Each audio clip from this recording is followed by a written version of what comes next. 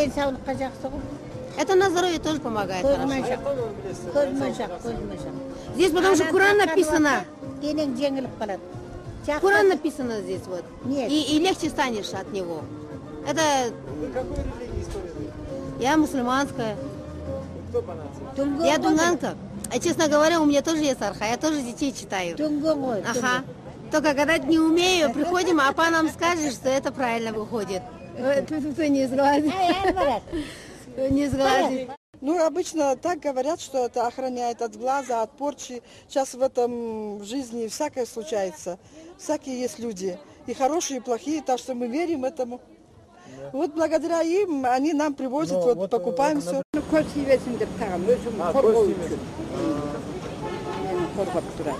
Мыналар өзіңіз қорғай ма? Өзім қорғайды. Мыналар қорғайды ғой?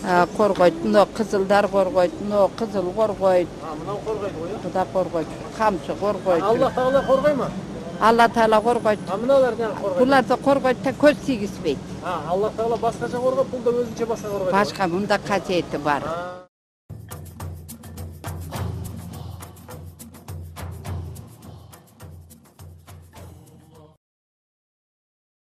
Біздің кейбір отандастарымыз баланы тіл көзден қорғайды деп көзмоншақ тағады. Бесікке бәле жоламасын деп қыранның тұяғын, қасқырдың тісін, үкінің қауырсынын, ұры-қарыдан қорғайды деп қойдың кәріжілігін, жастықтың астына пышақ жастайды.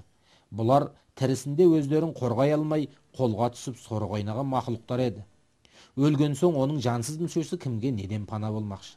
Адыраспан сабағын, аттың тағасын қасиетті тұтып, босағаға байлап қоятындар да бар.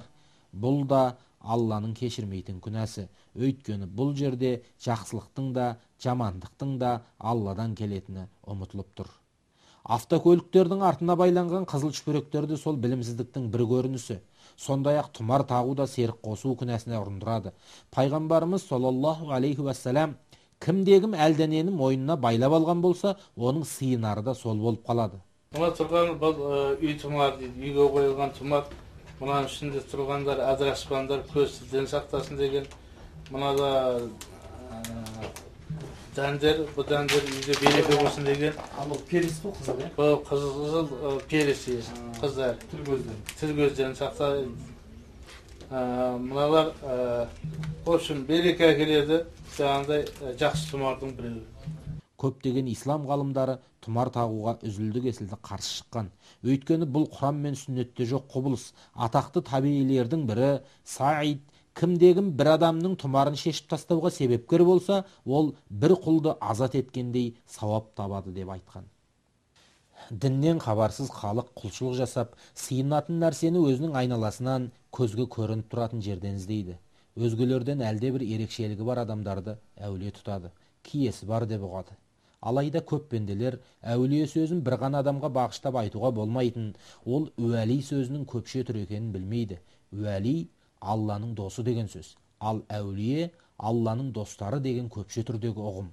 Ендеше бір адамды Алланың достары деп айтуға бола ма? Өкінішке орай мұндай жағдай жиі кездеседі. Мәселен, халқымыз ерекше жағдайда өскен талдараққа әулие ағаш деп ат қойып алады. Сөйтіп оған құлшылық қылады. Бұл жерде ағашты Алланың достарына балап тұрмыз. Ал оған қандай дәлел бар? Байқасақ, бұл жерлерде әулие сөзі бұрмаланып, бастапқы қалпындағы мағынасынан айырылып қалған. Яғни, әулие Алланың достары емес, киелі қасиетті, құдіретті деген ұғымға жуықтап кеткен.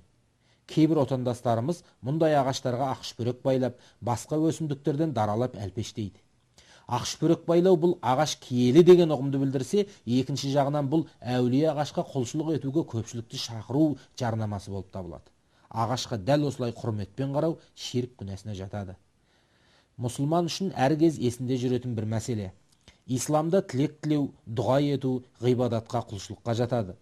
Егер тілек тілеуші Алладан тілеп отырып, мына зат, мысалы ағаш, бұлақ, әулие, әруақ, бейіт, жанды жансыз нәрсе тілегімді Аллаға жеткізеді деп ойласа, онда оның мұнысы Алламен бірге сол затқа құлшылық еткен болып табылады. Себебі бұл Алланың бәріне құдіреті жетуші, бәрін білуші, естуші, ұлылық сипатына шәк келтіру және теңдесі жоқ ұлы Аллаға серік қосқан болады. Исламды толық ұстанатын кезіміз келіп жетті. Өйткені исламнан басқа дінді қабыл етпейтін туралы Алла тағаланың уәдесі бар. Ендеше жалған сенімге жабысып, Алланың ашу қаһарына ұшырап қалмайық. Алланың рахметіне, ризалығына жеткізетін ислам дінін өзі бұйырғандай етіп ұстана білейік. Өйткені исламның таза кәусар бұлағынан сусындап нәр алмайтын болсақ, біздің рухани жұтаңдыққа ұшырайтынымыз анық. Алла бұйрығын бұзсақ, мына әулие ағаштың кебін киіп, біздің де тамырымыз үзіліп, тандырымыз кеуіп кетуі әбден мүмкін.